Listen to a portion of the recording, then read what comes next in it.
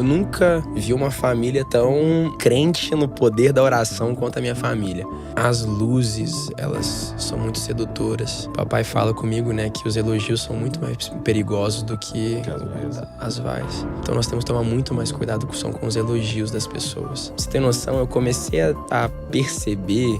Quando é que você entendeu isso? O tamanho do Diante do Trono, o que o Jesus fez através do Diante do Trono no Brasil, faz uns 3 anos.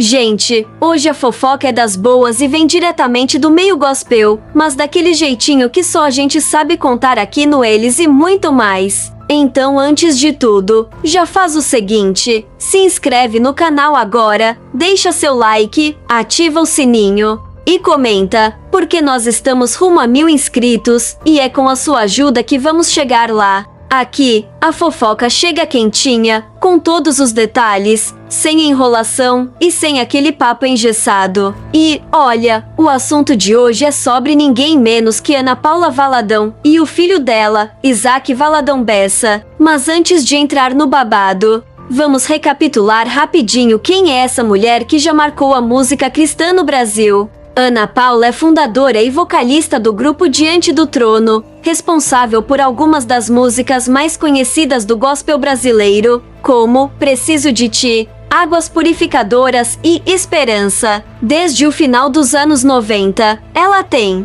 sido uma referência de adoração, não só pela voz marcante, mas também pela forma como conduz o ministério. Agora, falando do Isaac, o menino cresceu no meio da música, dos cultos, das ministrações e, claro, debaixo da observação de todo o público que acompanha a mãe há décadas. E é justamente sobre isso que veio o vídeo que rodou nos últimos dias, uma conversa entre mãe e filho que misturou carinho, conselhos e um monte de gente achando que tinha recado nas entrelinhas. O papo começa leve, com os dois falando sobre como é estar no altar, sobre responsabilidade espiritual e sobre manter o foco em Deus, mesmo com as pressões do dia a dia. Isaac fala que, apesar de ter crescido no ambiente da igreja, ele nunca sentiu que foi forçado a seguir um caminho, mas, ao mesmo tempo, ele deixa claro que carrega um peso natural por causa do sobrenome. Afinal, ser o filho da Ana Paula Valadão não é qualquer coisa. A Ana, com aquele jeito firme e doce que a gente já conhece, começa a falar sobre temor e responsabilidade diante de Deus. Ela lembra que não é só cantar bonito ou saber falar no microfone, é sobre ter vida com Deus de verdade. E aí, meu amor, quem entende de indireta já pescou. Tinha um ar de conselho público pro filho, mas também de lição para muita gente que estava assistindo. A internet, claro, entrou em modo CS Gospel. Teve gente analisando cada palavra, pausando o vídeo em momentos estratégicos e até tentando ler expressão facial. Uns falaram: nossa, que orgulho ver mãe e filho juntos no ministério. Outros já soltaram: tem coisa aí, ela está preparando o terreno pro Isaac assumir um papel maior. E, como sempre, não faltaram comparações com outros filhos de líderes e cantores famosos. A parte que mais rendeu comentário foi quando eles falaram sobre não se perder no caminho. O Isaac contou sobre pressões que já sentiu, sobre cobranças de pessoas que esperam que ele seja exatamente como a mãe. E Ana foi categórica: Deus te chamou para ser quem você é, não para copiar ninguém. Muita gente interpretou isso como uma cutucada em outros artistas que seguem fórmulas prontas só para agradar. E aí começa a parte dos bastidores. Quem acompanha o Diante do Trono sabe que, nos últimos anos, o grupo diminuiu o ritmo e a Ana tem feito menos grandes gravações e mais trabalhos pontuais. Tem gente que jura que ela está preparando a nova geração para assumir o nome e que o Isaac é peça-chave nisso. Outros dizem que é só um momento natural de mãe incentivando o filho. Mas, convenhamos, tudo no meio gospel é carregado de significado e especulação. Para apimentar ainda mais, alguns fãs mais antigos lembraram de entrevistas antigas em que Ana falava sobre criar filhos fortes na fé, mas livres para escolher. E agora, vendo Isaac falando de forma tão segura, muitos acreditam que esse é o início de algo maior, talvez um álbum próprio, talvez um novo formato de culto jovem, talvez até uma nova fase do próprio Diante do Trono. A reação do público foi imediata. Vídeos de cortes começaram a aparecer nas redes sociais, com títulos do tipo Isaac Valadão assume ministério e Ana Paula entrega futuro do Diante do Trono. E como a internet não deixa passar nada, teve até montagem de foto dos dois no palco com legenda Nova Era chegando. Eu, sinceramente, acho que o vídeo é um mix de bate-papo real e estratégia de imagem. Porque, vamos combinar, tanto a Ana quanto a família sabem a força que o nome deles tem. E, no meio gospel, um bom posicionamento pode render muito mais que um lançamento de música. Pode abrir portas, fechar parcerias e, principalmente, manter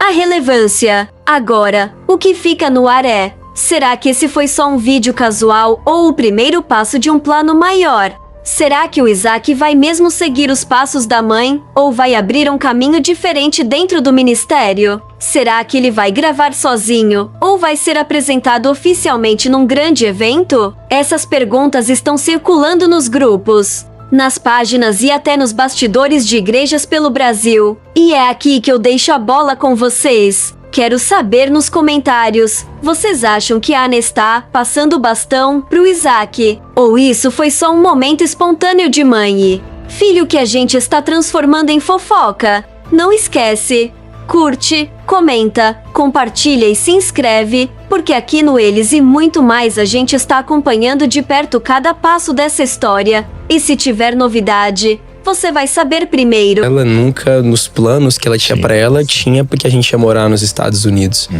Então todas as vezes que eu vou pra esses países, eu tô na escola, as pessoas me perguntam, por que seu nome é assim? É porque é assim que se escreve na Bíblia em português. Eu sou brasileiro. Então desde sempre o Espírito Santo sendo muito intencional demais, e orquestrando toda a história, até com os pequenos detalhes dos nossos nomes. Eu sou Isaac, S-A-Q-U-E, e o meu irmão também. Meu irmão é Benjamin, com M no final, que também é como na Bíblia em português, pra gente nunca esquecer que a gente é brasileiro. Então assim, o Espírito Santo guiando tudo isso aí. E eu sempre falo para as pessoas também da graça do Senhor, porque eu também nunca escolhi nascer na família que eu nasci. O nosso Deus é um Deus muito geracional. E ele tem algo assim sobre essas bênçãos geracionais. Ele honra muito a família. Deus é um Deus de família. Então eu nunca escolhi nascer na família que eu nasci, tanto na família Valadão quanto na Bessa, que são famílias que geracionais assim já caminham com o Senhor. Tem tantas bênçãos e legados que estão sendo derramados ali por tantos anos. E assim, meu pai fala, né? Meu pai fala que eu tenho sido alvo da graça e misericórdia de Cristo. Assim, sexta geração. Sexta geração de crente. E você sabe que pessoas que estão nos ouvindo, elas podem pensar assim, né? Poxa, né? A minha história não é assim, né? Sim. Meu pai era um alcoólatra, nem conheci meu pai, minha mãe isso e aquilo, e como é difícil. Poxa, como eu queria ter sido um filho de um pastor e tal. Mas você sabe que eu aprendi que tem, assim, dois ministérios. O de Abraão e o de Isaac. Né? E o de Abraão sai da tua terra, do meio da tua parentela. E é uma honra ser o primeiro. Sim. Que saiu e encontrou o Senhor e foi a mudança de um sobrenome de uma geração, né? Sim, exato. Mas existe esse segundo ministério, que é o meu e é o seu, de alguém que pegou um bastão. Né? E tem honra nessas duas coisas, né? Em ser Abraão e ser Isaac, né? É aquele que pega uma herança e fala, dá continuidade, corre essa corrida agora. Das promessas que você ouviu, né? Exato, de desenterrar os postos. Desenterrar os postos. Então assim, pra você que tá nos ouvindo e não é um filho de pastor e neto e tal, saiba que talvez você vai ser, né, o pai de pastor, né? Você vai ser a mãe de grandes homens de Deus. Amém. Então, que você possa pegar esse bastão. Toda vez que eu ouço o nome, a história do nome de alguém, né, eu fico falando, eu penso, porque Douglas, né? Não tá na Bíblia. E aí, eu pensei, porque meu pai é pastor, meu avô era pastor. Aí eu fico assim, ô pai, por que, né? Um dia eu fui perguntar, né, pai, por que você escolheu esse nome, né? Douglas, deve ter um negócio profético fortíssimo, assim. Aí ele falou, não, é porque eu trabalhava numa fábrica, né? E no caminho eu sempre passava na frente de uma loja de pneu. chamava Douglas. Não, e aí ele falou assim, era um nome meio americano, forte, assim, eu gostava. Aí eu coloquei no nome do meu filho. Aí eu falei, beleza, mas Deus deve ter feito uma coisa. Aí eu falei, vou lá pesquisar qual é o significado, né? Aí Douglas, tá? Você coloca no Google, Douglas significa águas escuras. Que isso? Gente do céu, né? Que é isso? Aí, mas olha que doideira. Aí um dia, né, tem um rapaz que é da nossa igreja, que tá em Portugal agora, né, plantando até uma família de Descobre. Ele era discipulado por um outro cara lá na Europa. E esse cara da Europa nunca me viu, não me conhecia nada. E aí eles estavam conversando um dia no Zoom. Ele falou, cara, tava orando, Deus me deu uma palavra profética pro seu pastor aí. Que isso? Eu nunca vi ele, não sei quem ele é, não sei o nome dele. Mas Deus manda dizer o seguinte, que Deus quer levar ele para águas profundas, aonde as águas são escuras. Que isso? Tá vendo? Meu pai também é profeta. Lavaço! Caraca. Ele definiu, eu achava que era água suja, não, é água profunda. Profunda. Entendeu? Toma. Mas aí falando disso, como é que é a sua, ou como é que foi a sua percepção em relação a crescer na sua família, que além de ser uma família sacerdotal, é uma família extremamente conhecida na nossa nação e tal. Então você pegou essa fase também no Brasil e com Diante do Trono em tudo que era e que é, né? Não, Qual é a sua percepção, assim? Crescendo no Brasil, assim, essa temporada que a gente passou aqui. Até quantos anos você teve aqui? Eu fiquei no Brasil, assim, até os 10 anos de idade. Sim. Os 10 anos de idade, aí a gente mudou para os Estados Unidos. Mas o tempo que eu passei aqui no Brasil, confesso que a minha vida, ela era muito resumida de rolê dentro da igreja e depois ir para casa. Assim, eu não tinha muita vivência fora da casa, igreja local e escola. Tanto porque quando a gente morava aqui no Brasil, o Diante do Trono tava assim, o Senhor tinha soprado Diante do Trono de tal maneira que ficava um pouco complicado da gente sair até de casa por exemplo, pra praias e fazer, sei lá, churrascarias, restaurantes. Era algo muito mais, tinha que ser algo muito mais privativo. Até pra gente crescer. O papai e a mamãe sempre foram muito intencionais nisso, assim, pra guardar o nosso coração. E mesmo o papai e a mamãe sendo intencionais também em estar presentes no nosso crescimento aqui no Brasil, tinha vezes que não tinha como. Assim, a mamãe tinha os compromissos dela, o meu pai, ele era o pastor dos pastores lá da Lagoinha. Tipo, ele que cuidava dos pastores, as viagens missionárias que ele fazia. Então a mamãe mesmo, muitas vezes ela era muito intencional, tinha viagens que ela saía à tarde, ministrava à noite, pegava um avião fretado, um bimotor, só pra chegar em casa de madrugada pra estar com a gente no café da manhã. Mas assim, mesmo nesses sacrifícios, a gente sentia um pouco dessa ausência do papai e da mamãe em casa. Mesmo nessa intencionalidade toda. Então, quando o Senhor nos levou para os Estados Unidos, cara, isso foi a salvação da nossa família, para mim e pro meu irmão. Tipo, eu acho que ter o papai e a mamãe presentes todos os dias, tipo, meu pai acordar a gente, levar a gente pra escola, fazer o café da manhã, as pequenas coisinhas assim, isso aproximou tanto a nossa família e curou tantas coisas. Isso foi tão bom pra mim e pro meu irmão, foi algo tão saudável. Então acho que isso também preservou muito a nossa mente como pessoas dessas luzes que estavam sobre a nossa família aqui no Brasil. Pra você ter noção, eu comecei a perceber... Quando é que você entendeu isso? O tamanho do Diante do Trono, o que o Jesus fez através do Diante do Trono no Brasil, faz uns 3 anos. É mesmo? Eu tava com uns 16 anos de idade. E o que aconteceu que você percebeu isso? Eu tava num acampamento de composição. Eu tinha acabado de ter meu reencontro com o Senhor.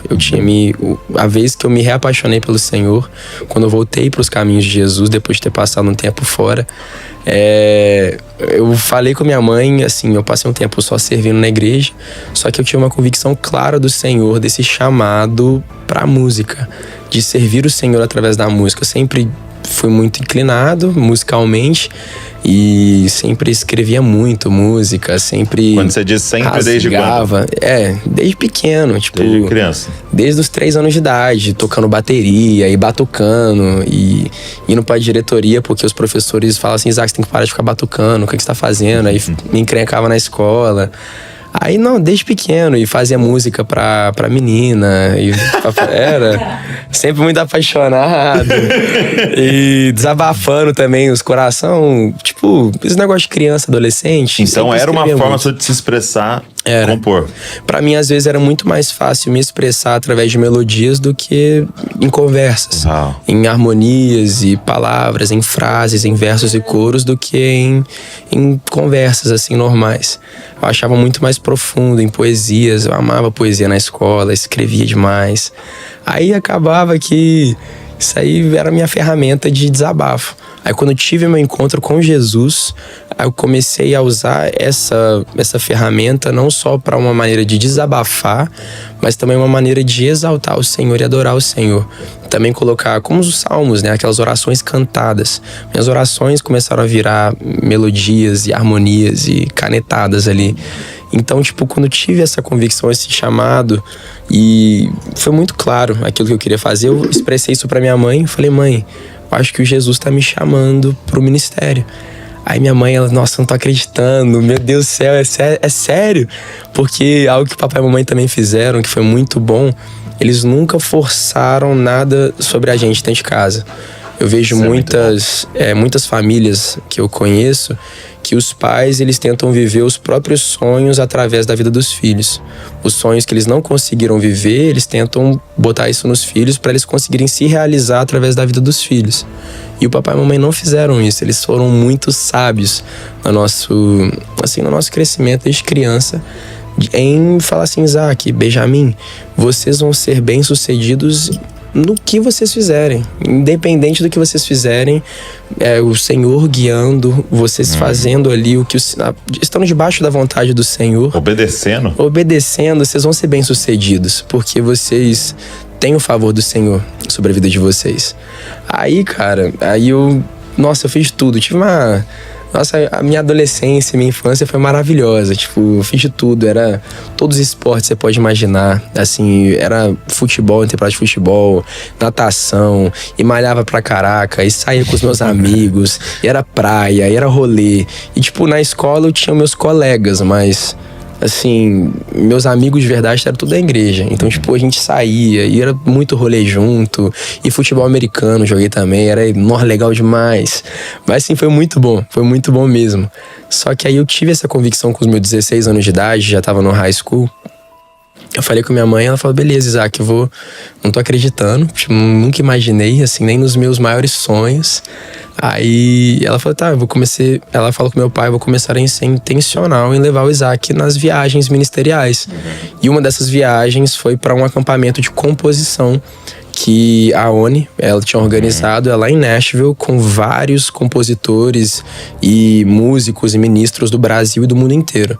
Cheguei lá, eu falei, caraca, eu tô com tanto de gente que eu escuto, pessoas que eu admiro, pessoas que eu vejo, assim, na televisão, na internet. E eu ali, um menino de 16 anos de idade, 15 para 16. E era só brasileiros ou tinha também americanos? Americano, sueco, italiano. Que legal. Inglês. Era muito doido. Aí eu fiquei, gente, meu Deus, eu sou o menor dos menores. Só que, cara, eu vi a comunhão das pessoas ali, todo mundo escrevendo, era 3 músicas por dia, depois todo mundo apresentava as músicas ali no final, e assim, era um negócio tão legal, tão saudável. Eu falei, gente, eu me apaixonei, e é isso que eu quero fazer o resto da minha vida, eu quero isso. Aí eu compartilhei isso com a minha mãe, e ela ficou toda, nossa, extasiada, maravilhada. Jesus é bom demais, meu Deus. Aí eu comecei a viajar com minha mãe.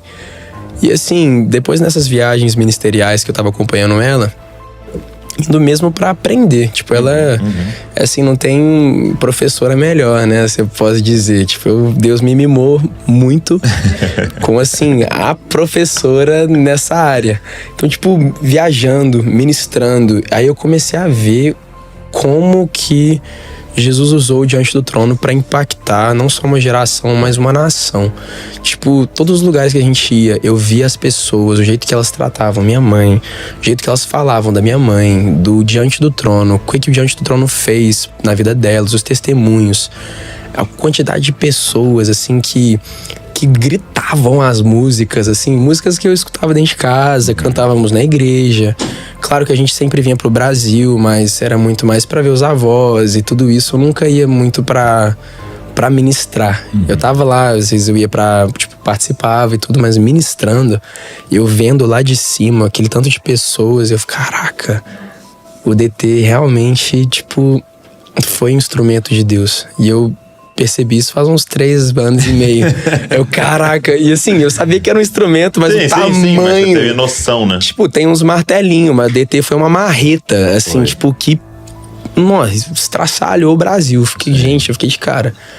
Aí eu comecei a falar, nossa, realmente eu agora tenho que ter a boa mordomia, né? Porque isso aqui, né, não é algo pequeno que o Senhor tem colocado nas minhas mãos.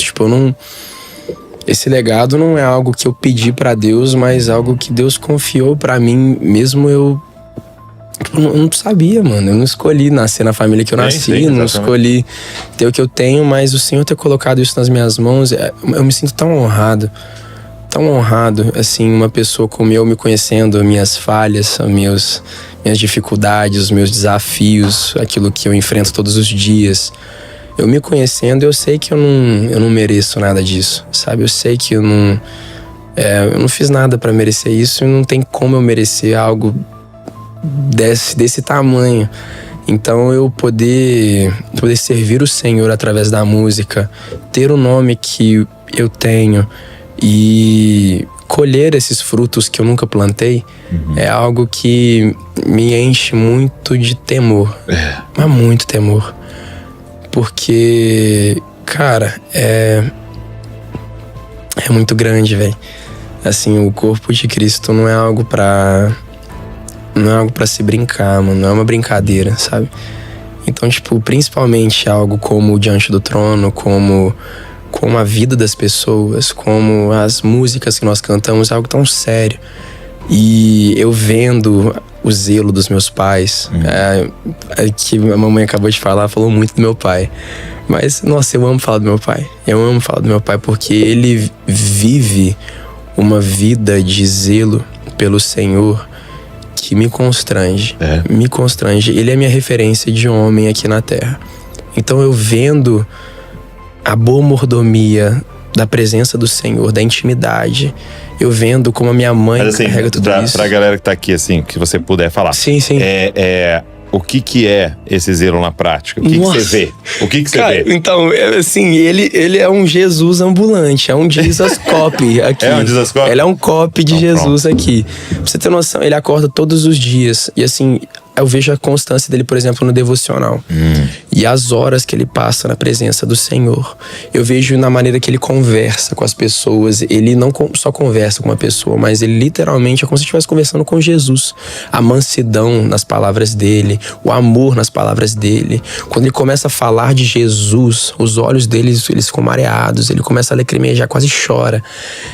Você vai pedir conselho pra ele, é como se estivesse abrindo uma Bíblia. Porque tudo que ele fala assim, é como se o Espírito Santo estivesse soprando através da boca dele. Eu vejo ele como um homem, assim, como ele trata minha mãe, como ele é um bom pai, como ele administra a casa, como ele, assim, me perdoa quando eu vacilo.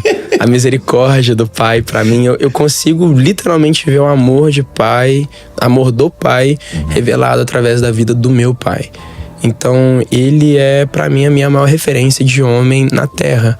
E eu vejo esse zelo pelo Senhor, porque ele, por exemplo, muitas coisas acontecem no mundo, muitas injustiças, muitas coisas. E o zelo pela casa do Senhor consome o coração do meu pai. E a maneira que ele fala da igreja, a maneira que ele fala do corpo, a maneira que ele fala de Jesus, isso me constrange. Porque Jesus não é só um horário do dia dele que ele separa para ter um devocional, mas Jesus faz parte do dia inteiro, do dia completo da vida dele. Tudo que ele faz revolve ao redor de Jesus, do Evangelho, da presença do Senhor, do Espírito Santo. Tudo que ele faz é guiado pelo Espírito Santo. E pra mim não existe homem mais sábio, não existe cara mais inteligente, não existe mais ninguém, assim. Pra mim ele é referência de tudo. E pra ver um cara com tanto conhecimento, tanta sabedoria, ser tão humilde também do jeito que ele é, eu fico assim, meu Deus, que cara, ele é... Nossa, que cara, ele é meu pai, meu Deus. E minha mãe também, como ela conseguiu... Depois que eu fui perceber o tamanho de tudo, tipo, eu também não conhecia as histórias do DT, tipo... As injustiças que aconteceram, as quantidades de pessoas, e sei lá quantos CDs, e pessoas, e milhões de pessoas, sei lá o quê. Mas, tipo, todas essas histórias eu fui saber também faz uns 13 anos e pouco aqui. Eu não ficava procurando saber. Pra mim, ela era minha mãe, tipo... Minha mãe que me dava bronca, chinelada. Olha aí. E, assim, ela tava lá cozinhando pra gente. Falava, Isaac, vai limpar o cocô do cachorro, vai fazer isso. Já fez tarefa de casa, sei lá. Tipo, minha mãe, normal. A mãe que, tipo, eu ia pra ela, pro colo dela, fazia carinho em mim, pulguinha, e cafuné. E, tipo, a mãe que eu abraçava pra chorar. Aí depois que fui perceber que a minha mãe não era só minha mãe, mas, tipo, ela era, assim, a Ana Paula Valadão, assim, eu fiquei tipo, caraca! Chocado! Assim, foi um choque, foi, meu Deus! E eu ver a simplicidade dela, de como ela conseguiu cuidar de tudo aquilo e não se corrompeu nisso tudo também. Eu fiquei de cara, eu falei, meu Deus, eu não me garantia nisso tudo. Tipo, eu não me garantia. Eu me conhecendo, sei lá, eu escorregaria aqui nessas propostas e nesse tanto de luz, muita coisa, cara, pra eu tropeçar. Meu avô fala que a gente não tropeça nas montanhas, a gente tropeça nas pedrinhas ao longo do caminho. Então, tipo, não é muita pedrinha que ela só chutou, assim, vai e continuou. São 27 anos, mano, na estrada de ministério, 27 anos fiéis. Então, é muito zelo, cara, muito zelo que o Senhor tem enchido meu coração de zelo, de temor do Senhor. Porque, nossa, não dá pra brincar. Você falou uma coisa muito forte, né? Desse temor do Senhor ao estar diante da igreja. Nossa, né? Deus. Isso é muito real, assim, sabe? E que o Senhor nunca... não deixa a gente nunca perder isso, porque... eu lembro que meu pai contava, né? Que meu pai falava disso, né? Cara, quando você tá diante da igreja... Cara, é temor do Senhor. Sabe aquele negócio assim? Tipo... Não é um privilégio para você estar diante da igreja, né? Quer dizer, não é um privilégio para a igreja ter você lá, né? Exato. Tipo, puxa, que privilégio. Não. É um privilégio, cara, nosso, de poder se referir, abrir um texto bíblico ou cantar uma canção pra igreja. E aí meu pai contar assim que meu avô era pastor, aqui em Bragança, e aí ele falou que algumas vezes ele ia com o meu avô em alguma congregação que estava construindo. Né? E aí o meu avô pegava uns pregos no chão, amassado, ele pegava um martelo e arrumava o prego para ficar reto, para ser reutilizado. E ele falava assim, meu pai, isso aqui é dízimo, isso aqui é oferta, filho. Entendeu? Então vamos reaproveitar. Aí ele juntava as areias para reaproveitar e usar e tal. Então assim, é esse zelo, né, de tipo, cara, isso é a noiva de Cristo. Não abusa dela, não fala levianamente dela e nem invade de qualquer jeito pra frente dela pra falar qualquer coisa. Então isso é maravilhoso. Agora, se você pudesse compartilhar com a gente, assim, desses 3 anos aí de seminário, CTMDT que você tá fazendo. Prático, integral. O que são coisas que você tem aprendido, assim, principalmente nos bastidores de ministrar, então? Nossa, então, esses últimos 3 anos, assim, de estagiário que eu fiz ali com a Ana Paula e o Gustavo Bessa, cara, o que eu tenho aprendido, eu tenho sido muito mais intencional na minha vida íntima com o Senhor, assim, não somente no meu devocional. Não quero só ter uma vida devocional com o Senhor, eu quero ter uma vida com Jesus, que a minha vida seja um eterno devocional. Não é só um tempo que eu quero separar na minha madrugada, ou um tempo antes de eu dormir, ou assim, 1 hora por dia. Assim, isso é muito bom. Isso é muito bom ter essa constância, é muito importante. Mas eu quero que Cristo seja, cara, parte do meu dia inteiro, não somente de um pedacinho do meu dia. Eu quero que ele faça parte de tudo. Então, algo que eu vejo, assim, nos meus pais é essa intencionalidade durante o dia a dia. Assim, minha mãe, a gente fala zoando, mas assim, ela tem o grupo das tias e vovós de oração. E ela aciona esse grupo pra tudo. Pra tudo. Assim, por exemplo, meu secador não tá funcionando. Começa a interceder aí, porque o inimigo tá querendo, sei lá. Deixar assim, meu cabelo de pega. Não sei. Olha lá, É tipo, as coisinhas pequenininhas. Sim, entendi. Aí, tipo, meu pai, assim, também na humildade e simplicidade dele. Eu sou uma pessoa que, eu confesso, eu tenho dificuldade de, assim, esse negócio de dinheiro, por exemplo. Eu gosto de coisas, tipo, eu gosto de coisas materiais, eu gosto de comprar roupa, eu gosto de tipo, assim, eu gosto de comprar coisas, tipo, eu gosto de gastar dinheiro, tipo, eu gosto. E assim, isso não, às vezes não é bom. E eu falo com meu pai, pai, me ajuda, porque eu não quero que isso seja um ídolo no meu coração, me ajuda. Eu chego pro meu pai, às vezes eu também pergunto pra ele, pai, como é que eu vou fazer? Eu quero casar, quero trabalhar, quero fazer isso, tenho tantos sonhos assim que o Senhor colocou no meu coração, quero cumprir tantas coisas. E meu pai fala, Isaac, você tem que tomar cuidado para que isso não vire o rei do seu coração. O porquê que você está fazendo isso? Você está fazendo isso por causa do dinheiro, das oportunidades, ou você está fazendo isso por causa de Cristo?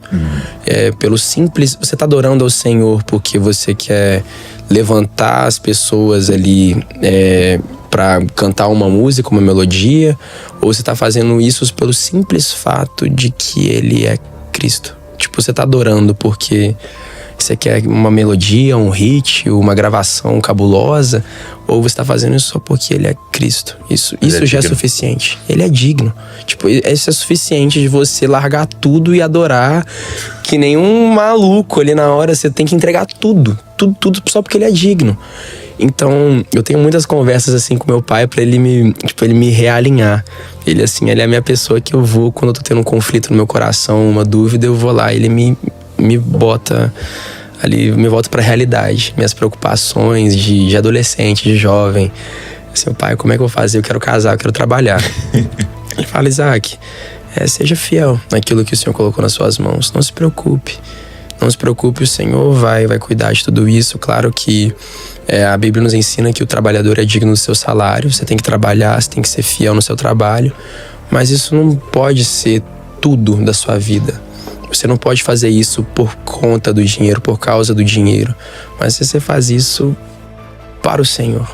Então, assim, ele sempre me realinhando. E essa prática do dia a dia, a vida de oração. A oração, eu nunca vi uma família tão fiel na oração, tão crente no poder da oração quanto a minha família. É algo que eles vivem no dia a dia, a oração faz parte do dia a dia. O poder da oração ali é algo muito nítido na minha família, do dia a dia, seja num secador quebrado, seja numa cura milagrosa, seja na provisão sobrenatural, seja nas pequenas coisas quanto nas coisas grandes. Então, tipo, são pequenos princípios. São. E também na adoração, assim, vamos dizer assim, algo que minha mãe me ensinou no prático. O louvar no altar. Cara, ela tem muito zelo. Tipo, minha mãe, ela tem muito zelo pelo Senhor, pelo altar do Senhor, pela igreja do Senhor. E ela tem muito temor do Senhor quando ela vai adorar. Não é algo que ela leva como... não é um compromisso. Vamos lá, vamos cumprir um compromisso, bora trabalhar. Porque todas as vezes que ela sobe naquele altar, ela é muito intencional em tudo que ela faz. Seja no set list, nas músicas que ela canta, seja no espontâneo que ela faz. Se ela pedir para apagar todas as luzes do altar, do templo, do telão, tirar todas as câmeras do palco, ela vai fazer, porque ela é muito sensível e obediente ao Espírito Santo. Isso é algo que é nítido nela, é uma característica dela, que ela tem, assim... E eu falo com ela, mãe, eu não tenho essa coragem que você tem de expulsar o povo do palco.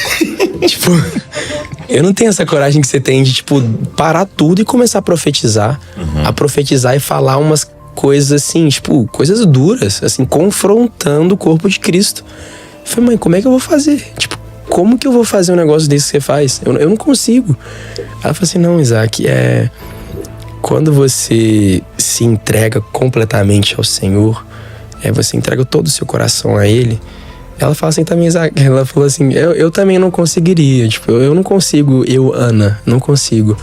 Mas ela fala que quando ela se entrega completamente, o Espírito Santo toma conta dela de tal maneira que não é ela falando, não é ela ministrando, mas é o Espírito Santo falando através dela, e isso que dá coragem pra ela pra falar. Porque ela é cheia de uma, sei lá, holy zeal, como é que fala? Santo zelo. É um santo zelo pra falar aquilo que ela tá falando. E é muito doido. Eu falo, mãe, nossa, você tem que me ajudar. E assim, eu tenho visto o cuidado do Senhor, assim, em pequenos detalhes. Ou assim, por exemplo, montar o setlist. A primeira música você vai cantar até a última. Ela me ensinou isso também, que o setlist que você canta não vão ser somente músicas hits. Tipo, um hit aqui, hit aqui, hit aqui, hit aqui, que você sabe que as pessoas vão cantar. Porque isso é só... você tá manipulando você ali. Pode mexer com a alma, né, da multidão. É a emoção do povo. Só que ela, desde pequeno faz uns 3 anos. Desde o começo. Desde os 3 anos atrás.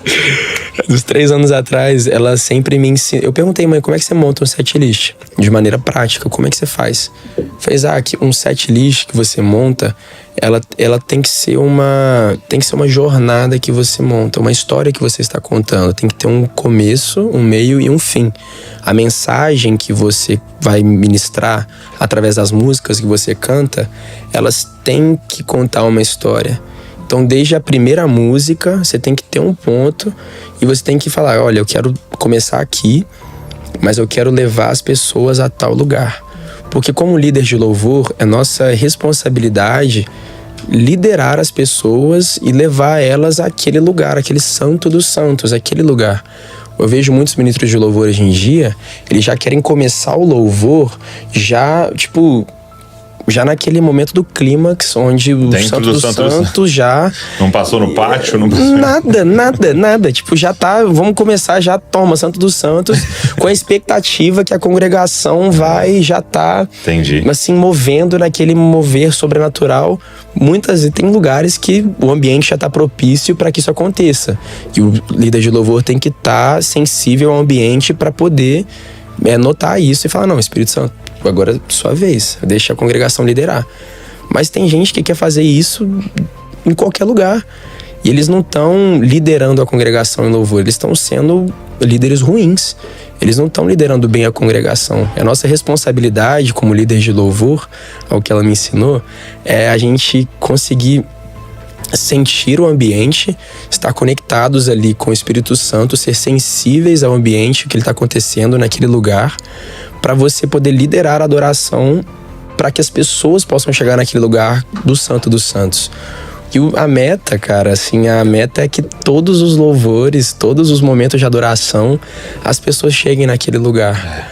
E assim, claro que a gente tem que estar muito sensível, porque tem muitas barreiras que a gente tem que quebrar, às vezes, batalha espiritual. E às vezes a gente tá adorando e parece que o louvor não tá passando do teto.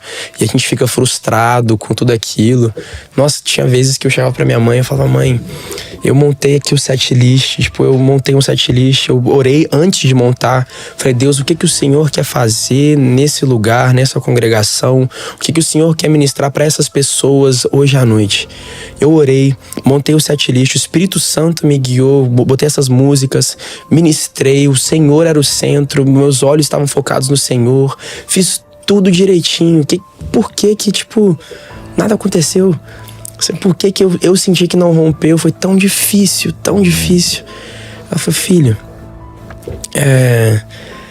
ela fala assim, filho, ela e meu pai, eles falam assim, Isaac, você tem que lembrar que a gente tá adorando pra audiência de um só. Audiência de um só. Quando a gente tá ali naquele momento de adoração, você tem que fechar os seus olhos. Como líder de louvor, a nossa responsabilidade é liderar a congregação em adoração. Só que a gente tá fazendo isso pra audiência de um só. Muitas vezes a gente idolatra até os momentos de Shaba, de glória, a gente acaba esquecendo do um só, da pessoa que a gente está adorando. E aquilo ali foi um tapa na minha cara, assim. Tipo, tudo aquilo que eu tava, assim, nossa, eu tô, assim, um ABC, sabe? Tipo, tudo certinho. Faz isso, dá esse resultado. E eu tava naquela noia de, tipo, tem que fazer assim. Só que eu esquecia da essência de tudo aquilo. Tipo, a gente tem que sim, temos que ser bons mordomos dessa posição de liderança, de líder de louvor ali do altar. Só que a gente não pode esquecer da essência de tudo aquilo que é a adoração a um, que é a audiência de um só. Aí quando a gente entende isso, seja uma pessoa que tá chorando, seja 1000 pessoas, seja 10 pessoas num quarto, a intensidade da sua adoração sempre vai ser a mesma. Porque a gente tá adorando pra audiência de um só. Aquela, né, o cara chega e fala assim, poxa, pastor, hoje eu não gostei do culto. Aí você fala, que bom, porque não era pra você. Exatamente. Nós não estávamos cultuando você. Exatamente. A pergunta é se o Senhor gostou do nosso culto. Exato. E uma coisa que muito forte, os bravos sempre ensinam na nossa comunidade aqui, né? Que é o ministério de louvor é a igreja inteira, né? Você tá liderando o louvor e adoração, mas o ministério de louvor é todo mundo e só tem uma audiência, como você está dizendo. E aí esse desafio de você falar assim, então eu não tô me apresentando para vocês, eu tô junto com vocês, guiando esse grande coral que tá fazendo um ministério de louvor ao Senhor.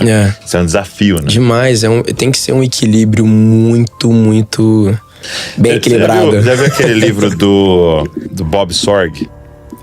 Não é negócio, é pessoal. Ele fala uma parada no meio assim que é muito forte. Ele fala ele monta uma parábola, uma cena, né? Então você imagina, tá Jesus aqui com a sua noiva e eles vão jantar, né?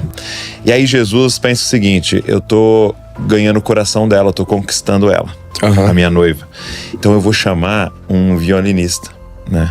Violino para tocar nesse jantar romântico, né? Então eles estão ali nesse jantar romântico, de repente ele, né, fala pro violinista vir, aí o violinista vem e começa a tocar, né? E tal, para criar o clima ali, né, entre Jesus e a noiva. E aí ele percebe que o violinista começa a trocar olhares com a noiva. E aí ele percebe que a noiva tá começando a olhar mais pro cara tocando violino do que para ele. Nossa. E aí ele percebe que o violinista tá paquerando a noiva dele. Nossa, Deus. E ele montando essa cena, sabe? Tipo, nós como pastores que pregam ou alguém que canta, dessa tentação e desse perigo, sabe? De algum momento você flertar com a noiva de Cristo. Sendo que nós fomos chamados só para preparar a mesa, sentar a noiva e Jesus e falar, se apaixona aí. E como João Batista sair de cena e falar, é ele. Né? Tipo Paulinho, né? É ele. Olha pra ele, se apaixona por ele, ama ele. E enquanto eu puder servir de alguma forma aqui pra vocês se amarem mais, eis-me aqui. Mas se em algum momento estiver atrapalhando também, né? Que a gente saia de cena. E eu acho que isso acontece quando a gente nunca esquecer que nós somos também a noiva. Né? Além de amigos do noivo, nós somos também a noiva apaixonada por ele. Ficar nessa posição o tempo inteiro, né? Exatamente. Isso que demais, cara. Que tempo maravilhoso. Qual que você leu? Acho que tem um livro que você leu chamado Como Iniciar de Livros. Do que? Do The Reset? Do Jeremy Riddle? Nossa, esse é bom também. É bom também. Qual que é o nome? The Reset. Tem em português, será? De novo, Não. Vamos deixar tudo isso. Mas tem em português, sabe? Como é que é o nome dele em português? É o Reset, será? Tem, a Duna Luiz da Quatro Ventos publicou. Tá, tô na Quatro Ventos. É do Jeremy Riddle. Legal. Muito bom, também fala sobre esse resetar. Tipo, ele fala assim sobre os pilares da adoração, assim, como a gente tem que tomar cuidado com exatamente isso, a defraudação da noiva, como líderes de louvor. E De volta à essência, do Jeremy Riddle. Muito, muito, muito bom.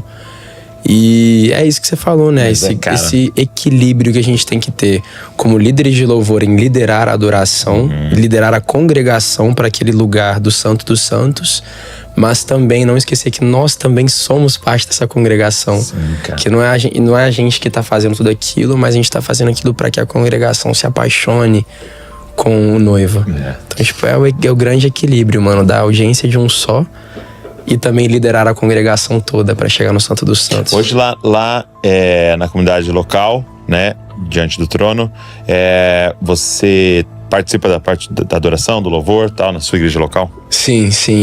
Quando eu tô na Flórida, agora eu acabei de terminar um ano no CFNI. Fiz um ano de seminário, então eu fiquei Como que foi que você escolheu o seminário? Você chamou pela rádio, passou então, foi. Agora eu vou mudar a pergunta. Como você escolheu? Muito bom. Sim. Assim, como que eu escolhi o CFNI? Então você terminou com 18 high school? Fiz o high school com 18. Tinha que tomar uma decisão, vou fazer o college, o que eu vou fazer? Então, como eu falei, a gente morou nos Estados Unidos faz uns 10 anos já. Então, a gente teve uma adolescência, infância, high school, middle school, tudo isso muito normal. Como falei, eu fiz vários esportes durante a high school inteira. Sempre fui muito intencional nos meus estudos também. Então, assim, eu passei em várias faculdades. Todas as faculdades que eu apliquei, eu passei. Então, Legal. todas as faculdades da Flórida eu passei, todas com bolsa. Aí você ia fazer o quê?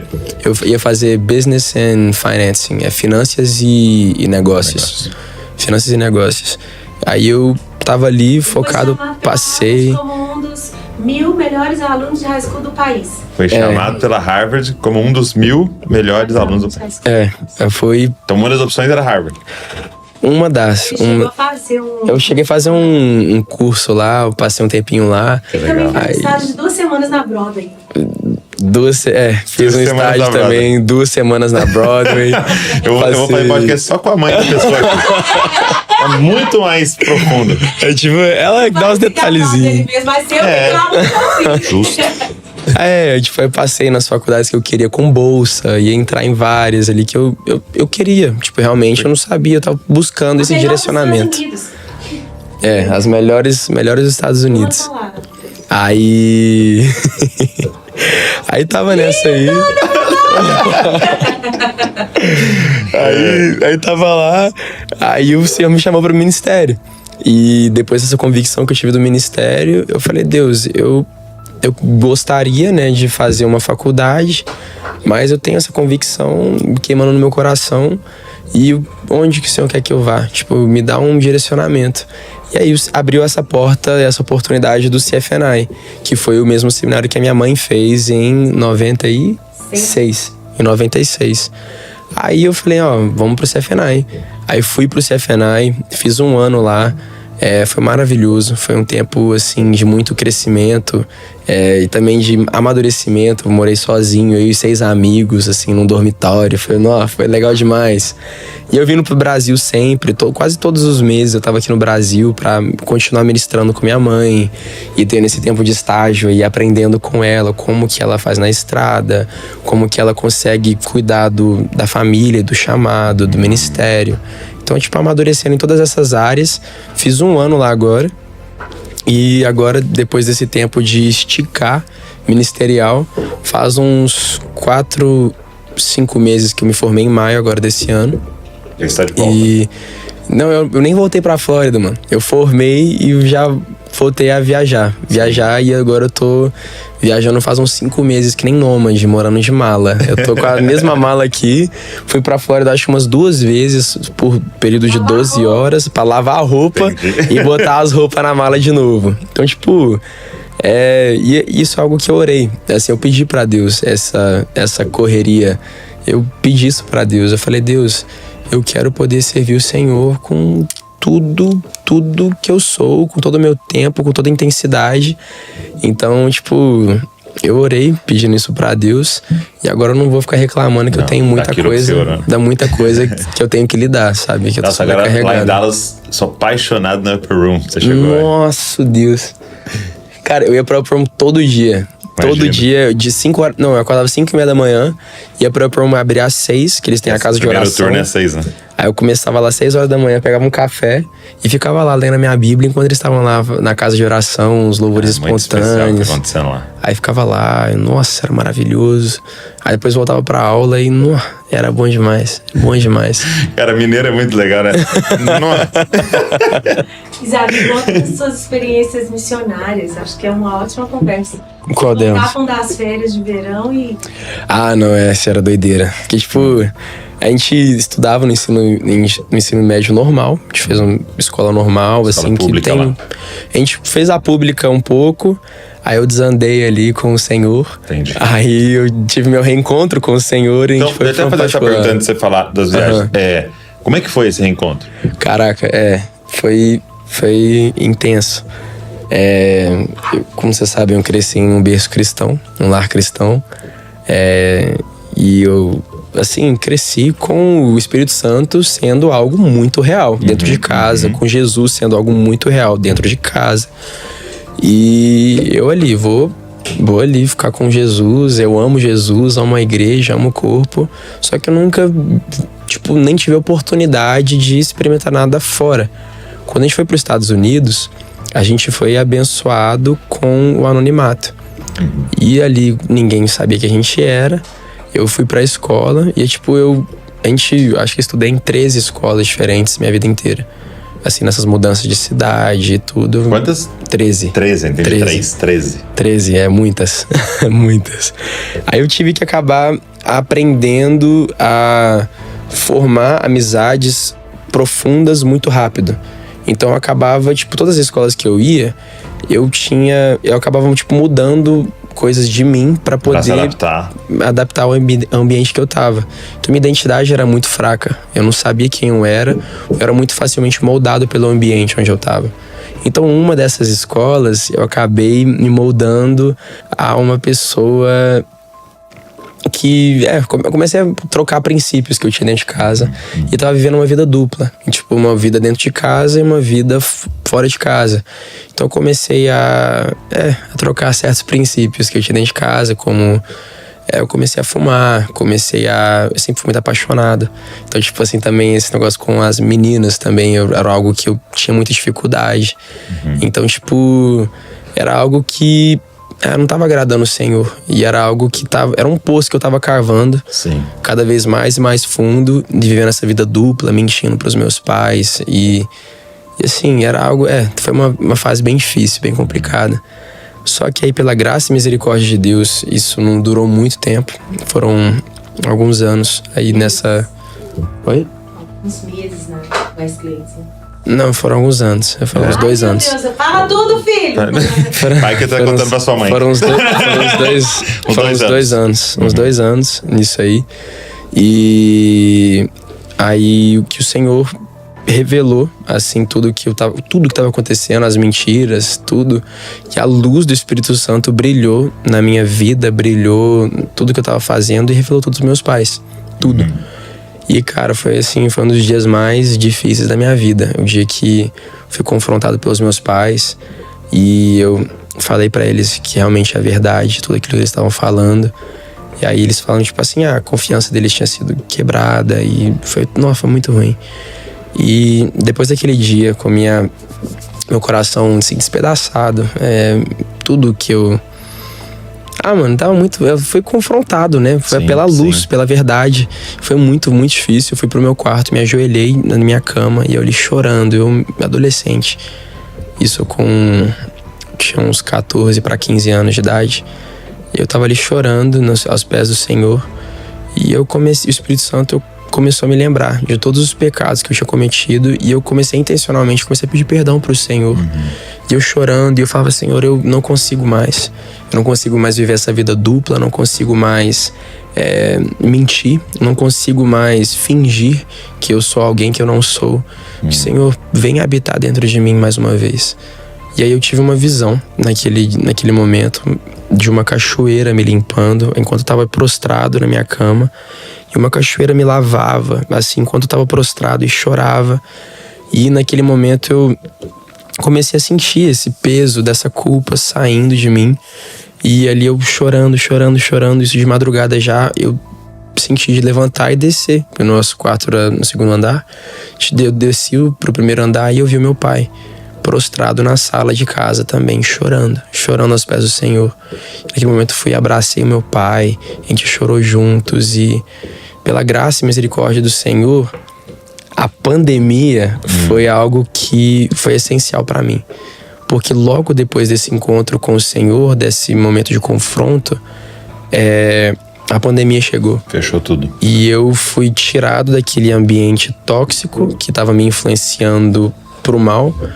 E eu voltei para aquele ambiente da minha casa, que eu comecei a ser influenciado a voltar a ser aquela criança que eu era com o Senhor. Então, assim, meu relacionamento com Jesus começou a ser restaurado, meu relacionamento com os meus pais começou a ser restaurado, e assim, a confiança que eu tinha com os meus pais começou a ser, de pouquinho em pouquinho, tipo, reconstruída. E assim, meu relacionamento com Deus começou a florescer. E ali minha identidade no Senhor começou a ser firmada. Foi algo assim, foi um presente de Deus pra mim. A pandemia foi algo maravilhoso. E aí logo depois a gente mudou de cidade, a gente mudou de escola. Essa intencionalidade dos meus pais pra cuidar do nosso coração. E a gente foi pra uma escola muito boa, uma escola muito, muito boa mesmo, em outra cidade. E isso aí foi a melhor coisa de todas, porque eu fui pra essa escola já sabendo quem eu era em Cristo. E aí eu já tinha minha identidade firmada no Senhor. Então quando eu fui pra essa escola foi outra experiência, porque ao invés de ser influenciado, eu estava influenciando. Tipo, eu não era somente uma pessoa em que a luz era abafada pela escuridão, mas eu conseguia brilhar e fazer a diferença naquele ambiente. Que demais. Então, tipo, foi outra experiência. Isso foi o high school inteiro. Eu fiz os 4 anos do high school, tendo a oportunidade de ser essa luz e esse sal lá na escola. Isso foi surreal, foi uma experiência maravilhosa. Uma coisa que eu queria te perguntar é... Você tá tendo essa oportunidade de estar bastante no Brasil, tal, e estar lá, está tendo esse contato com essas duas nações. Como é que é hoje pregar o evangelho entre os adolescentes, assim, nos Estados Unidos, assim? Qual foi a sua experiência de brilhar essa luz lá, assim? Como é que tá hoje, assim? Nossa, cara, a minha geração em específico... E se tem alguma diferença pra cá? Na sua observação. Sim, a minha observação nos Estados Unidos, como uma pessoa que teve a oportunidade de evangelizar nos Estados Unidos para pessoas da minha idade, é que, mano, eles têm muita fome e sede. Há muita fome e muita sede. Os Estados Unidos, ele é um campo missionário gigantesco. Assim, ele foi o berço do avivamento que impactou até o nosso Brasil, impactou o mundo. Só que hoje em dia eles estão muito secularizados e é uma geração completamente perdida. Só que não é só uma geração perdida, mas é uma geração muito sedenta pela verdade, pela razão de um porquê. Então toda vez que a gente o que mais funcionou pra mim foi o viver aquilo que eu tava pregando. Então eu falo pros meus amigos que nós somos a primeira Bíblia que eles vão ler. Então quando a gente vive aquilo que a gente prega, vive aquilo que a gente realmente acredita, as pessoas chegavam pra mim e me perguntavam: ô Isaac, por que você faz isso desse jeito? Ou o que você tá fazendo? Por que você é tão feliz? Por que você é tipo doideira? É porque eles estão buscando essa felicidade, estão buscando essa razão. É uma geração muito sedenta, uma geração que busca o conhecimento, eles são muito curiosos. Aí quando a gente, por exemplo, até apresenta pra eles assim: você conhece Jesus? Eles são tão curiosos que muitos deles já chegam: conheço Jesus, e muitos deles conhecem até a própria Bíblia, porque eles gostam de ficar lendo, estudando, só que são muito argumentativos, porque eles têm muitos deles cresceram na igreja com os pais, mas tem muitas feridas no coração da igreja. Da religiosidade, né? Da religiosidade, ou tipo de Instagram, TikTok, a rede social. Tem muita gente que taca veneno na cabeça desses adolescentes. Então quando nós apresentamos para eles a visão saudável do que é o evangelho, de quem é Jesus, o que Jesus fez na minha vida, quando a gente mostra pra eles esse evangelho saudável, eles se apaixonam. E assim, é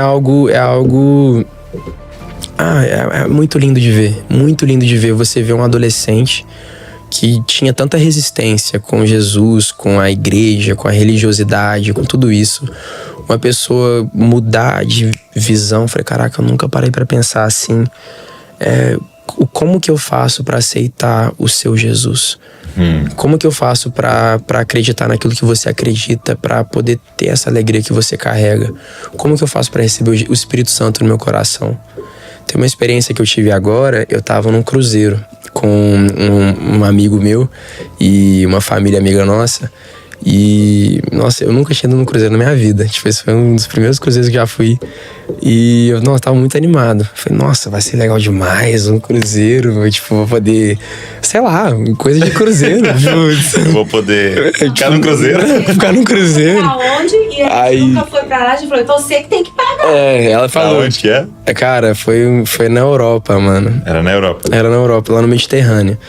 Aí minha mãe falou, não, a gente nunca foi, você que paga. Eu falei, nossa, Jesus, se for da tua vontade, me abençoe aí. E deu certo. Aí eu tava, nossa, muito animado. Falei, nossa, vai ser legal demais, assim, cruzeiro. Nunca... Meu Deus, cruzeiro pra mim é só o meu time do coração, filho. Você tá doido? Entendi. Pra mim, isso aí que é cruzeiro pra mim. Aí eu falei, não, legal. Aí, cara, eu tava lá. Só que o momento que eu pisei naquele cruzeiro, eu vi tantos jovens tão vazios. Eu falei, meu Deus, isso aqui não é... Eu venho pra cá pra relaxar, eu vou trabalhar. Eu fiquei todos os dias, acho que foi uma semana, todos os dias pregando para essas pessoas, evangelizando essas pessoas e tentando ser essa Bíblia para as pessoas lerem no meu dia a dia, do jeito que eu falava, no jeito que eu andava. E assim, isso não é um esforço, mas era uma maneira muito intencional, porque eu batia de frente com pessoas que tinham tantas feridas no coração, pessoas tão argumentativas, pessoas assim, cara, pessoas muito liberais, pessoas que, tipo, tinham uma teologia muito, uma ideologia muito bagunçada. E assim, cara, era muito lindo de ver, assim, a partir do terceiro dia, o Espírito Santo invadindo aquele barco inteiro. E assim, eram rodas, assim, tipo, porque assim, eu gosto muito de estar na bagunça, na muvuca do povo. Não era legal demais, que a gente saía, a gente zoava e nadava e sei lá o que. Não, era legal demais. Só que aí depois sentava todo mundo junto, a gente começava a compartilhar as experiências do nosso coração. Aí eu começava a falar de Jesus. O que Jesus fez na minha vida, como Jesus mudou minha vida, como é meu testemunho, minhas experiências com o Senhor. Eles assim, mó interessados, nossa, sério, é porque na minha igreja o pastor fez isso. Meus pais são assim. Aí, tipo, eu mostrando pra eles essa outra imagem do evangelho, do que é ser um cristão.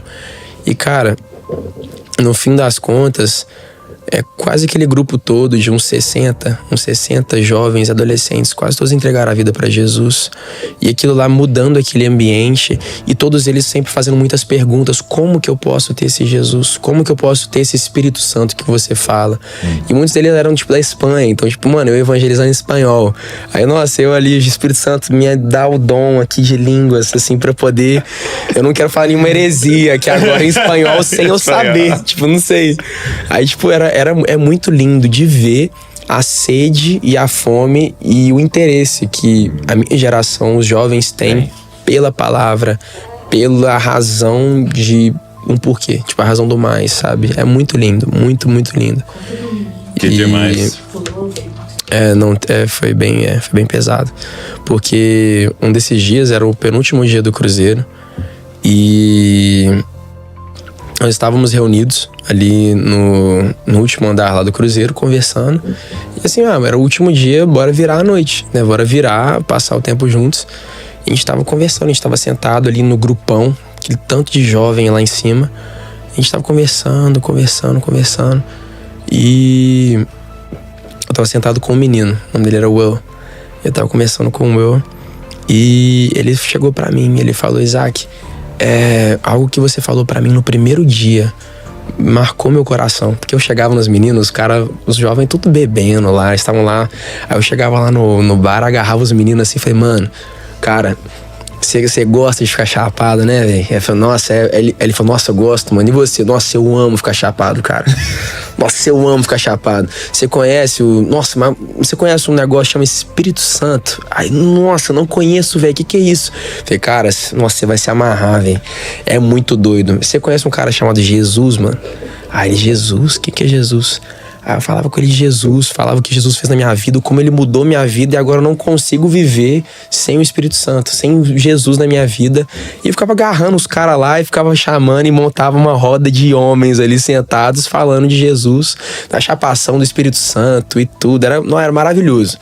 Só que aí isso ficou com esse menino. Isso era já tipo no 7º dia, eu agarrei ele no 1º dia. Falei com ele lá. Aí no último dia, ele chegou pra mim, Isaac, eu fiquei tipo, eu tô te observando todos os dias desse cruzeiro. E algo que você falou comigo mexeu comigo profundamente. Todas as pessoas que eu conheço, elas vivem pra morrer. Só que você é a única pessoa que eu conheci que vive pra viver. Você vive acreditando em algo maior. Você vive com a esperança da vida eterna. Você vive por algo maior. Como que eu faço para aceitar esse Jesus que você falou para mim? Como que eu faço para ter o Espírito Santo dentro de mim? Como que eu faço para ser como você, para brilhar como você, para ter essa esperança que você tem? E cara, eu tava falando com ele, a gente tava lá orando, naquele momento ele tava chorando. E naquele momento eu tava orando com ele. Um dos meninos que estavam ali na roda, ele manifestou.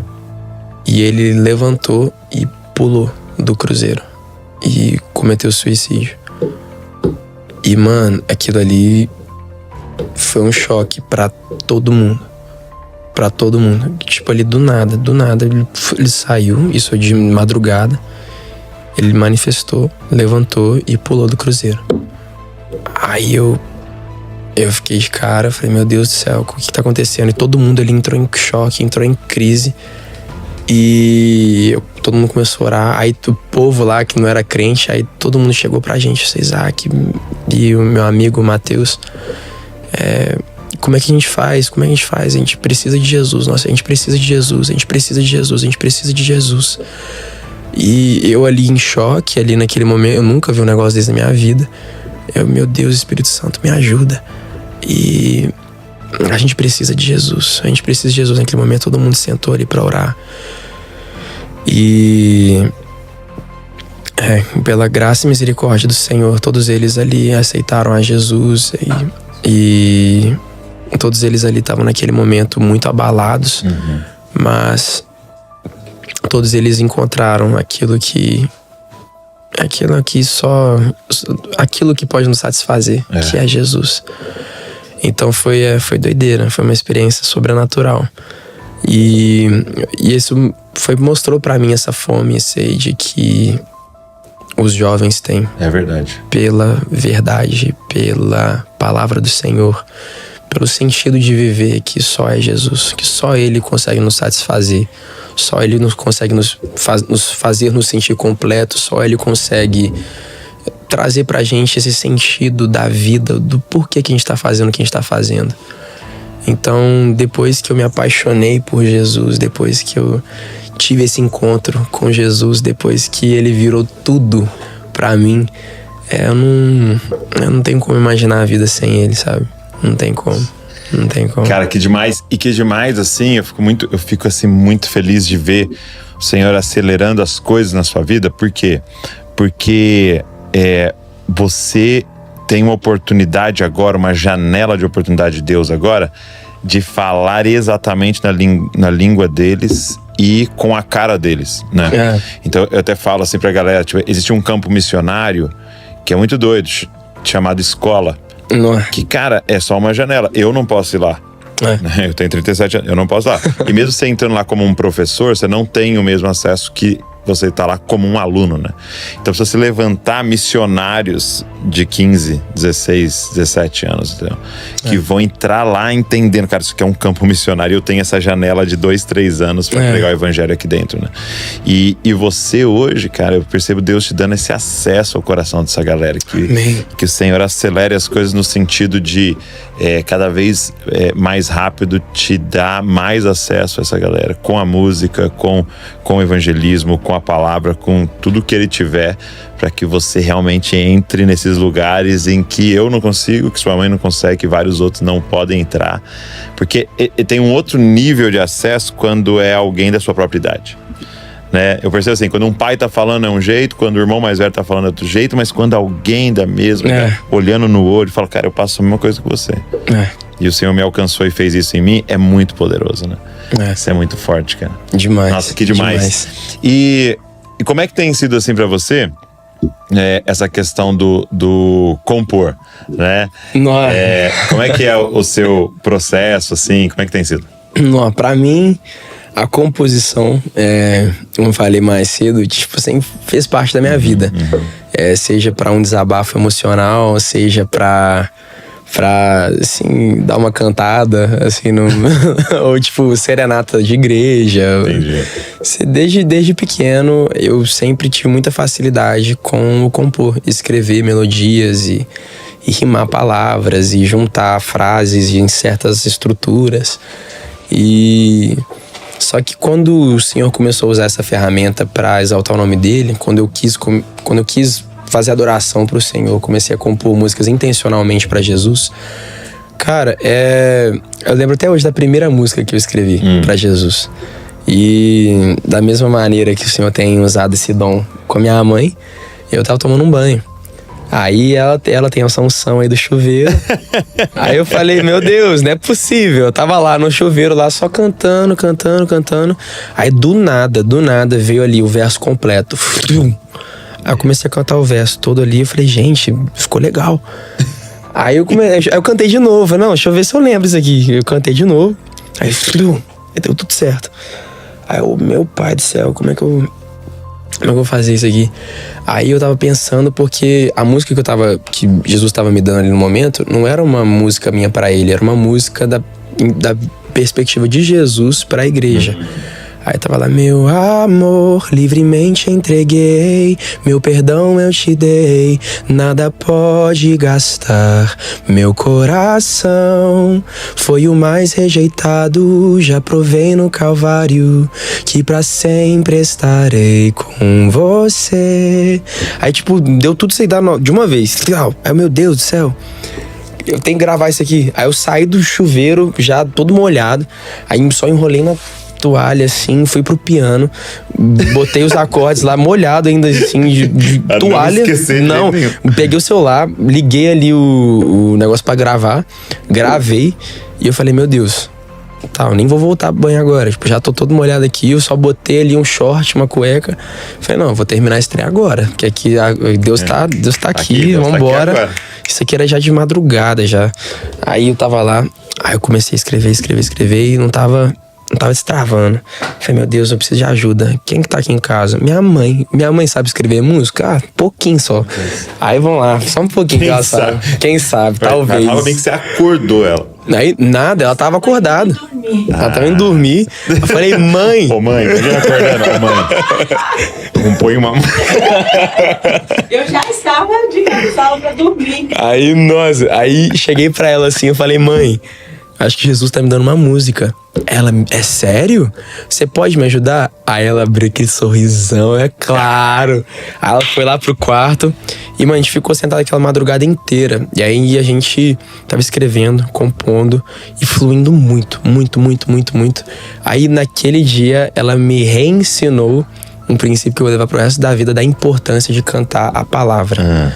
Que não é só botar palavras bonitas num papel de adoração, mas a importância de cantar a palavra viva, que é a Bíblia. Então, tipo, aí ela foi lá e a gente abriu lá Salmo 139, Romanos 8. Hã? Porque a gente tinha acabado de sair de um propósito de ler 30 dias ler Salmo 139 todos os dias, por 30 dias, que eu tava queimando no meu coração, porque Deus usou aqueles 30 dias pra reafirmar a minha identidade no Senhor. Assim, desde o ventre da sua mãe eu te escolhi. Então, tipo assim, cara, foi um momento assim, de ministração que eu vi o Senhor botando em prática aquilo que eu tava lendo. E aquilo ali pra mim foi sobrenatural. Eu falei, caraca, que legal, eu não sabia que dava pra fazer isso. Aí tava lá compondo, e até a mamãe brinca às vezes que muitas das pessoas que conhecem ela chegam pra ela, estão lendo a Bíblia. Aí elas estão lendo a Bíblia e, caraca, meu Deus, não foi a Ana Paula Valadão. Tá na Bíblia. É plágio. Tá na Bíblia que é a música da Ana Paula, meu Deus. É verdade.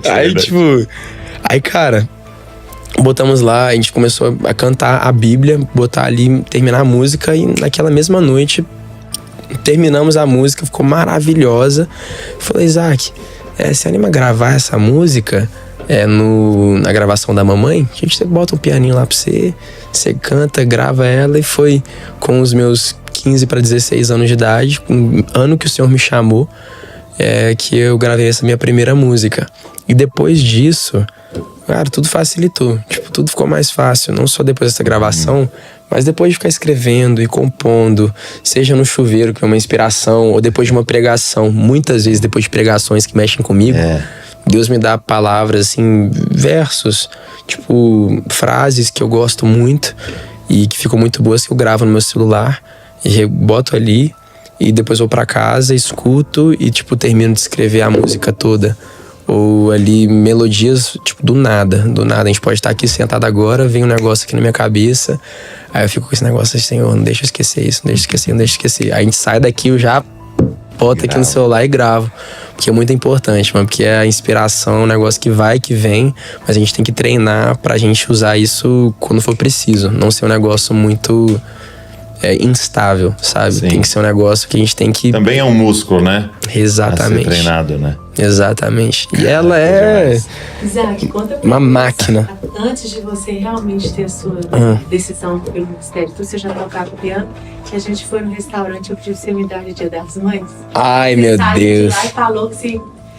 Ah, não, isso aí foi doideira. Antes de eu ter esse chamado ministerial aí, tudo. Cara, minha mãe, a gente tava no restaurante. Isso ela pediu pra eu contar, tá, gente? Falar pra vocês.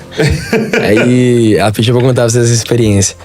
Eu já sempre gostei de tocar piano. Antes de eu começar a viajar com ela, eu cantava nos adolescentes da igreja. Tipo, comecei lá. Aí tava lá, tocando piano. Aí escrevi essa música. Tive essa experiência sobrenatural aí. Aí chegou minha mãe, ela chegou pra mim assim, Isaac. No restaurante? No restaurante. Isaac, tem um piano ali no restaurante. O restaurante lotado, entupido de gente. Tinha muita gente no restaurante. Tipo, não tinha mesa, tipo, fila de espera pra chegar. Dia das Mães. Chegou, Isaac, tem um piano ali. Você me dá um presente? Você vai lá, se você me ama. Nossa, apelou. Se você me ama. No Dia das Mães. No Dia das Mães. Você me dá um presente no Dia das Mães. Você toca lá a música que a gente escreveu juntos, no piano, pra todo mundo ouvir no microfone. Ai, meu Deus. Aí eu, Jesus, Pai. Isso aqui, tipo, na minha cidade, lá da Flórida. Tipo, assim, é muito provável que eu ia ver aquelas pessoas ali de novo. Então, tipo... Aí eu me olhei, meu Deus, tá bom. Tipo, vai que tem um colega meu aqui, né, da escola e grava. Meu Deus. Aí, além disso, o pior de tudo, eu esqueci, né, que a minha mãe, a gente foi nos Estados Unidos, mas a gente, tipo, Deus deu pra ela uma certa relevância aqui no Brasil.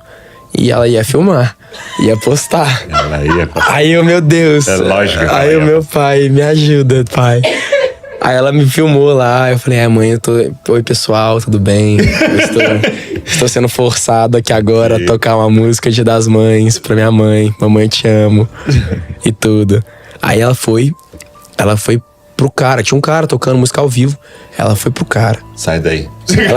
Ela falou pro cara, oi, meu filho quer tocar uma música. Aí eu, meu Deus do céu, ela expulsou o cara do piano profissional ali pra eu tocar um trem. Jesus. Aí cheguei lá, eu, moleque de 15, 16 anos de idade, sentei naquele piano tremendo. Nunca toquei ao vivo fora da igreja. Aí eu, meu Deus, me ajuda. Aquela voz lá de puberdade, sabe? Toda frouxa. Transição. Oh, meu Deus. Aí cantei a música. Fiz uma declaração. Fiz uma declaração de amor pra mamãe, que foi muito importante também. Só que, cara, assim, me surpreendeu o quão bem recebido, assim, o quão o povo foi receptivo com a música que eu cantei. Aí eu falei, caraca, pior que assim, não é tão ruim quanto eu imaginava. Tipo, acho que eu gostei disso aqui. Aí, cara, cantei e foi maravilhoso. E as mães, tipo, parou tudo o restaurante. Parou. Todo mundo, eu achei que ia cantar e o povo ia ficar continuando comendo, não tava nem aí. O cara ficou um silêncio. Todo mundo ficou só assistindo, assim, eu tocando piano. Chorando, as mães, meu Deus, que coisa linda, uau. Porque eu escrevi essa música primeiro em inglês. Então eu cantei ela em inglês. A gente traduziu ela pro português depois pra gravar. Mas aí, nossa, foi doideira. Aí minha mãe, ela, meu Deus, que coisa linda, meu filho. E ela cantava lá, feliz. Aí que eu ganhei meu presente. Na saída do restaurante? Que você teve. Because you wanted to sing secular. Ai, verdade. Oh, wow. Yes. Nossa, isso aí, meu Deus. Aí outra coisa que eu conto pra vocês. Quando eu saí do restaurante aquele dia, depois desse tempo maravilhoso que eu tive cantando essa música que a gente escreveu juntos, eu cheguei pra minha mãe e falei com ela assim: mãe, eu tive uma convicção muito clara aqui agora do que eu quero fazer pro resto da minha vida. Porque eu tinha falado pra minha mãe, eu tinha um conflito no meu coração, eu queria ser cantor secular. Tipo assim, eu tinha essa vontade, mano, nossa, sei lá, cantar música de amor, sabe? Eu achava isso muito legal, tipo um Justin Bieber, Shawn Mendes da vida. Nossa, eu achava muito legal. Só que aí eu falava com eles e meus pais sempre falaram: não, filho, tipo, ora aí, não é isso não. Não, né? Aí eles orando, botaram lá o projetinho de oração. Aí, cara, cheguei, saí daquele restaurante, eu falei: mãe, eu sei o que eu quero fazer pro resto da minha vida. Se eu for cantor, tipo, se eu for um cantor cristão, pelo menos eu consigo adorar ao Senhor na igreja. Isso vai me satisfazer para sempre. Eu consigo louvar ao Senhor em comunhão, na igreja, com a comunidade, com o corpo de Cristo louvando.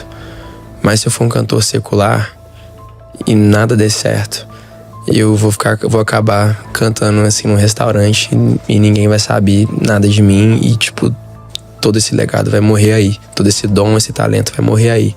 Eu prefiro 1000 vezes poder servir o Senhor, a casa do Senhor, e o nome dele ser exaltado através da minha adoração, dos dons e talentos que ele colocou na minha mão, do que deixar esse dom, esse talento morrer num barzinho, num restaurante.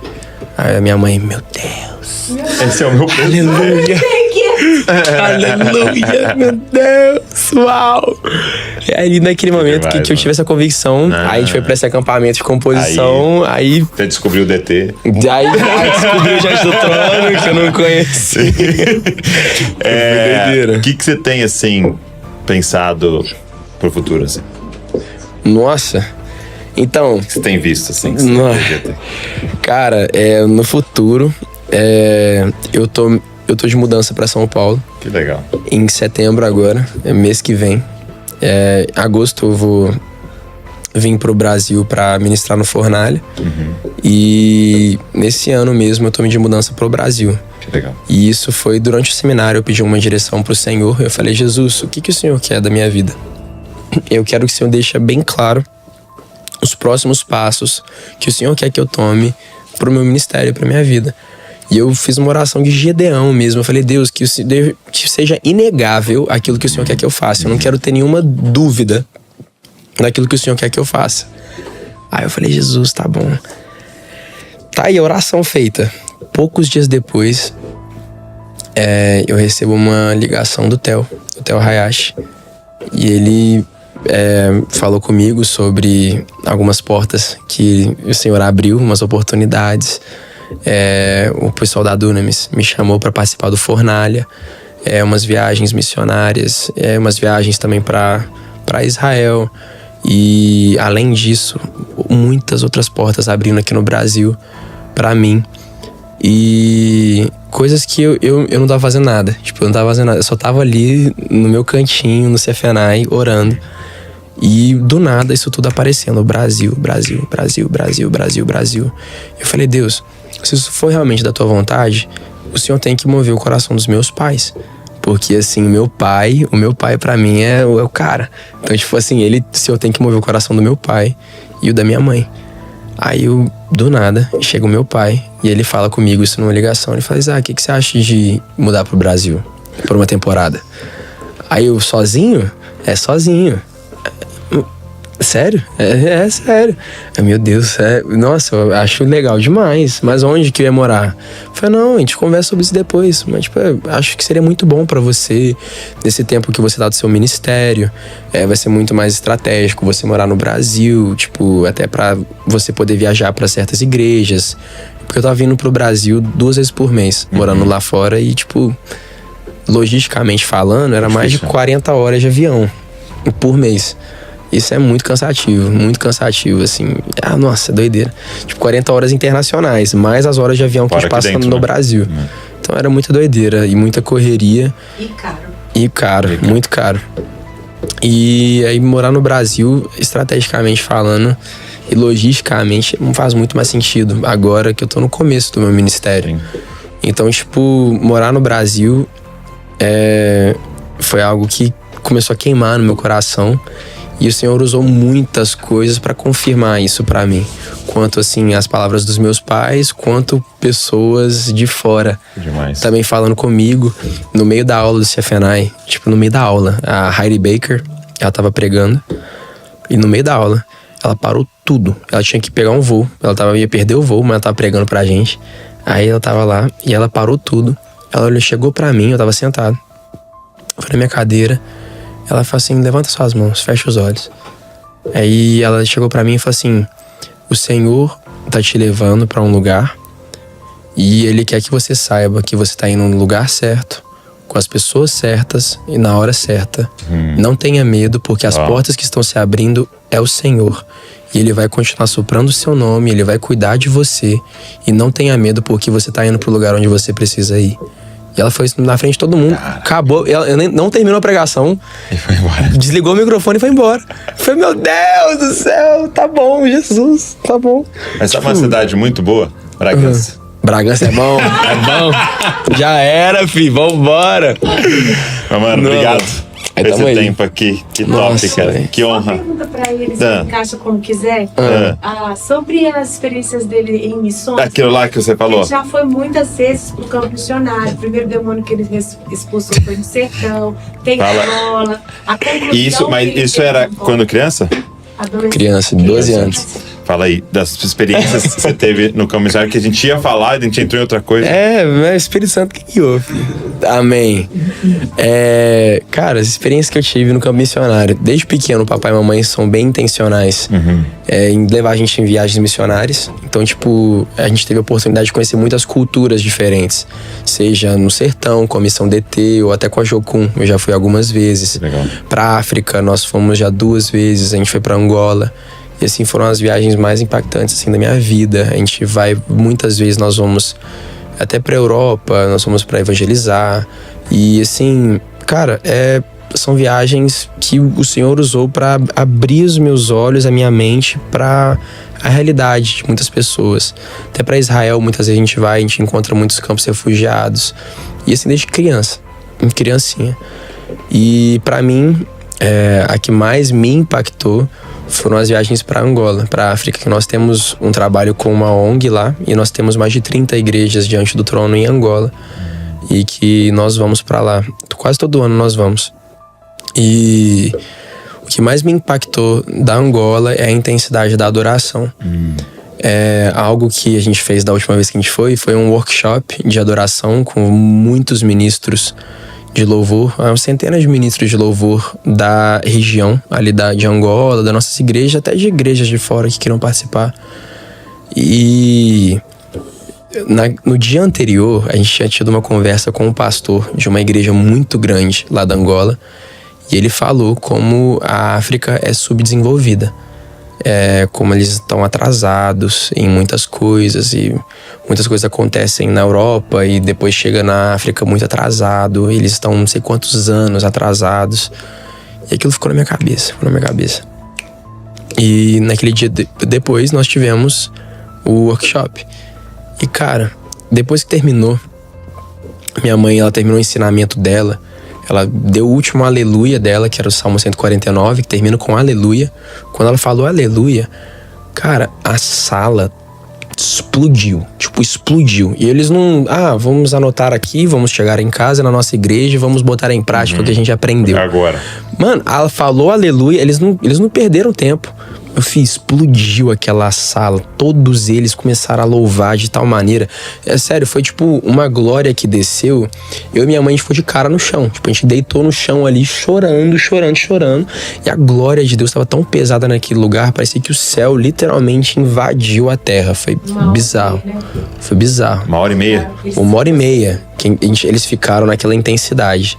Quando terminou aquele momento ali de mover divino ali. Eu fiquei de cara, eu cheguei pra minha mãe.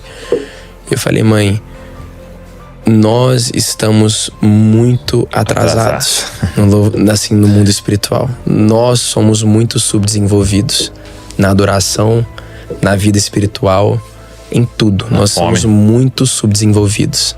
Somos muito atrasados. Tipo, assim, culturalmente falando, sei lá, tipo, eles assim, tecnologia, podem estar, mas assim, no que realmente importa, no que realmente importa, nós estamos muito atrasados. Muito atrasados. Porque, cara, a intensidade do louvor, a verdade por trás das palavras, assim, de tudo que eles fazem, da dança que eles dançam louvando, da alegria que eles carregam. Eles sim adoram Jesus, não porque ele pode dar pra eles, mas eles realmente adoram ele por quem ele é. Isso pra mim, isso mudou minha vida, mudou a minha vida. E isso me ajuda também sempre toda vez que eu lembro disso, isso me ajuda a voltar pra realidade. Sim. Porque, cara, as luzes, elas são muito sedutoras. Os elogios são muito sedutores.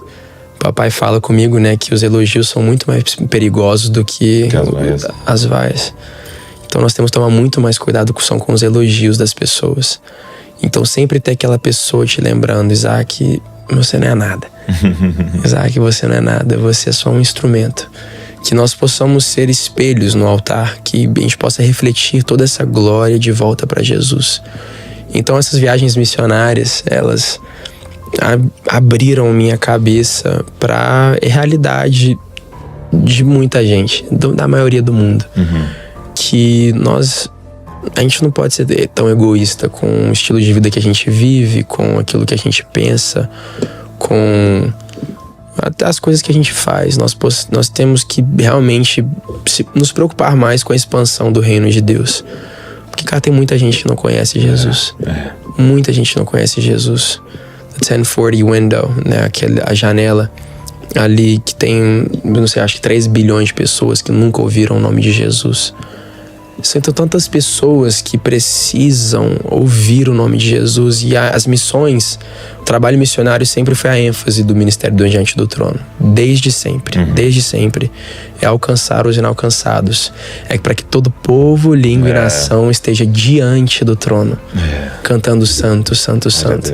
Isso é a ênfase do ministério dos meus pais. E eu quero que seja a ênfase do meu ministério. Assim, que as pessoas sejam alcançadas, que nós possamos apressar a vinda do Senhor.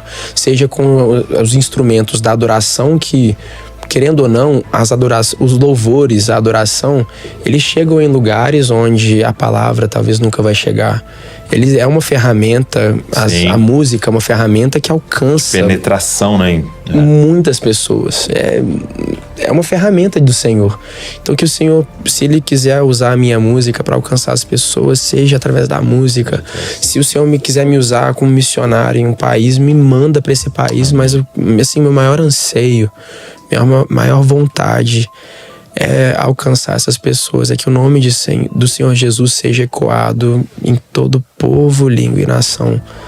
E eu não teria essa visão, assim, não teria tão ampla se não fosse pela intencionalidade do papai e da mamãe em nos levando para esses lugares e mostrando pra gente a realidade do porquê que a gente faz o que a gente faz. Olha essas pessoas. Glória a Deus. Tipo, eles têm muito menos que você, mas são muito mais gratos e felizes e eles realmente estão vivendo a vida assim, por completo, sabe? Assim, pela razão que realmente importa. Então, pra mim é viver por Cristo e morrer é lucro. É isso, viver é Cristo. Meu amigo, obrigado. E a minha oração é que o Senhor derrame profunda sabedoria e revelação sobre você, para que você discerna aí os tempos, as estações, o caminho, e que você permaneça fiel. Amém. Fiel nessa jornada que está só começando aí, né? Que o Senhor vai fazer através da sua vida. Amém. Obrigado. Irmão. Deus continue te abençoando. Obrigado por estar aqui, compartilhar com a gente. Que isso, uma honra é minha. Eu assisto vocês. Então poder participar com vocês, pra mim é um privilégio, cara. De verdade, muito obrigado. Abrir a porta da sua casa, nos receber tão bem.